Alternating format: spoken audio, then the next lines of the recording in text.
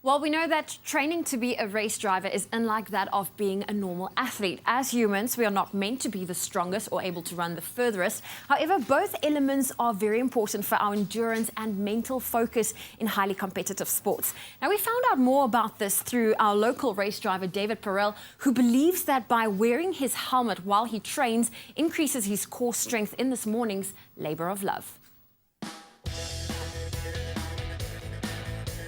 You never quite know when you're ready.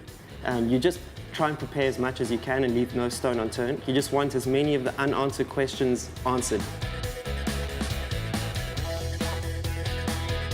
So I got into racing when I was 15 years old.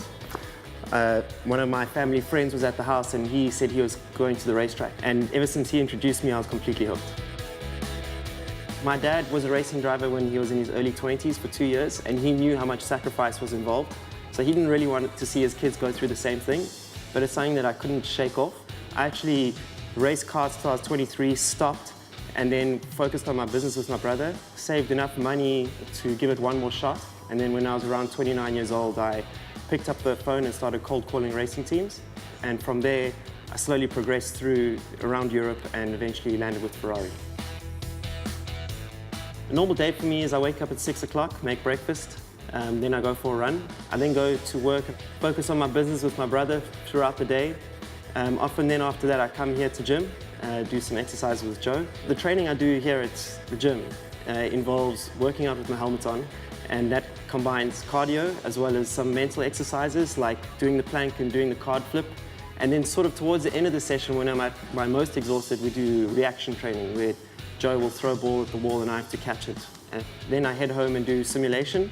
With video games, I have a steering wheel and pedal setup. I was always the guy who couldn't practice. Like all my friends, all my competitors were at the racetrack every single day, and I was the guy who had to sit at home and wonder what they were doing. So then I picked up video games. I believe that anytime you have a steering wheel and pedals in your hands, you can practice. And then on the weekends, I try to go to the karting track. I have always wanted to be the best at something that I do. And when I got in a go-kart when I was 15 years old, I immediately clicked with it. And that level of competition and winning is an addictive feeling. It cost me friends, family, girlfriend. I had to sell everything I had to get to the level I'm at. But it's all been worth it so far. But it takes that level of commitment to climb the ladder. The cars I race are called GT3 spec cars.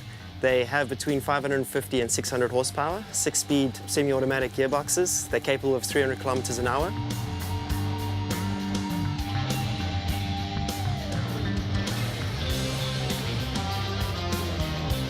But what we have here today is a go-kart. This is what I started in.